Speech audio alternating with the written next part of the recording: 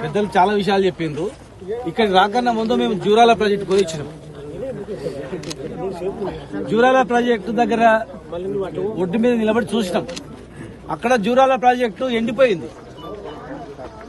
ఇది జనవరి, నవంబర్ వరకు వర్షాలు పడ్డాయి. డిసెంబర్, జనవరిలో జూరాల ఎండిపోయింది. ఇంకా నెల రోజులు అయితే మొత్తం ఎండిపోతుంది. ఇప్పుడే క్రాప్ హాలిడే ఇచ్చారు అక్కడ. మీరు ఇక్కడ చూడండి, కృష్ణానది పక్కల జూరాలంతా టీఎంసీ 7 టీఎంసీలు రిజర్వాయర్. ఒక నార్లాపూర్ ఒక్కటి చూసుకుంటే 7 టీఎంసీలు. 7 టీఎంసీలు. ఇక్కడ బురద ఉండదు, ఏముండదు. ఆడ ఒక వర్షం వచ్చిందంటే మొత్తం నిండిపోతుంది. జూరాల్లో ఇప్పుడు సగం మొత్తం బురదనే నిండిపోయింది.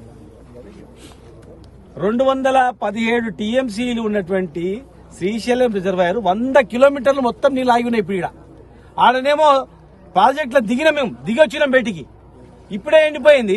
ఈడ 100 కిలోమీటర్లు నీళ్లు ఉన్నాయి. 7 టీఎంసీల దగ్గర నీళ్లు తీసుకుంటే 70 టీఎంసీల రిజర్వాయర్లు నిండుతాయా? లేకపోతే 217 టీఎంసీలు ఉన్నటువంటి రిజర్వాయర్ నుంచి నీళ్లు తీసుకుంటే ఇవి నిండుతాయా? ఒక్కసారి పాలమూరు ప్రజలు ఆలోచన చేయండి, రైతులు ఆలోచన చేయండి. ముఖ్యంగా ఎంత పచ్చి అబద్ధంగా మాట్లాడుతున్నారు. దీనికి ఎవడా అంటే ఇంతకుముందు పెద్దలు చెప్పిండ్రు, పరిశీలించుకోండి, చెప్తారు గ్యారంటీగా. రేపు మళ్ళీ మేము వచ్చైనా సరే మీరు చేయకపోతే మేము చేస్తాం.